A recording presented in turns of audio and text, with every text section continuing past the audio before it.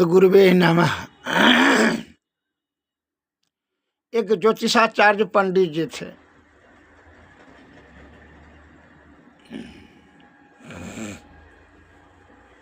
पूजा पाठ भी गांव ग्राम में करा करके अपना जीविकोपार्जन करते थे और ज्योतिष का भी ज्ञान था। पूजा पाठ करा करके किसी गांव से आ रहे थे तो जो है वो श्मशान घाट से होते हुए आ रहे थे, वही रास्ता से। श्मशान घाट में एक मुंडा था, मनुष्य का मुंडा। उसमें अपने ज्योतिषी ज्ञान से उसने पढ़ लिया कि जो दशा पूर्णा था तो पूरे गया, जो बाकी है वह पूरेगा।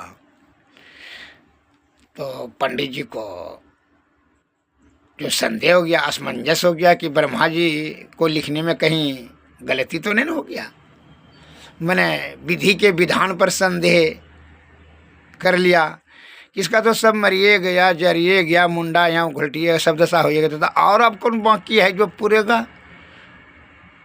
का जरूर गलती हो गया है ब्रह्मा जी से। ऐसा देखे तो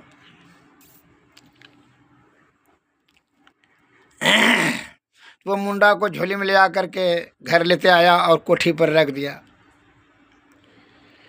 पंडित जी फिर सवेरे स्नान ध्यान कर कर करके निष्क्रिया से निवृत्त होकर के अपना झोला झंटा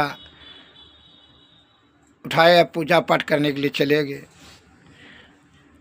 उसको स्मरण नहीं रहा, याद नहीं रहा कि कोठिए पर मुंडा रख दिए। जब पंडितायन सो करके उठी तो झाड़ू पोछा कर रही थी, तो उस समय देखा मुंडा कोठी पर तो आग बबूला हो गई है और क्रोध में अलबल बोलने लगी। क्रोध से मनुष्य का बुद्धि तो भ्रम हो जाता है, भ्रमित होकर करके नीचे की ओर चला जाता है, सोच ही उसका उल्टा हो जाता है। उसमें क्रोध से बकते हुए बोले, पंडित जी हमारा अपवित्र हो गया, अशुद्ध हो गया, देखिए आजकल पागल हो गया है, ये सब कार्य करता है, उंडा मुंडा लाता है, पंडित होकर कर करके ये पगला गया, अवघड़पनी सीखता है, यही सब सीख करेगा, धर्म को नष्ट कर देगा। पंडित होकर करके देखिए घर को अपवित्र अशुद्ध कर दिया। वो गुस्सा में जो है मुंडा को लेकर के उगरी समाट से चूर कर कर करके छौरा ढेरी पर जाकर फेंक दी।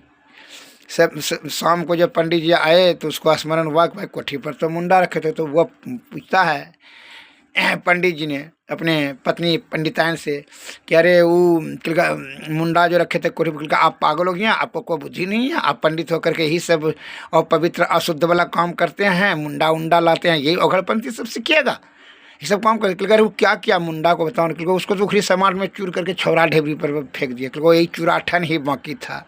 अतः विधि के विधान पर संदेह करना अनुचित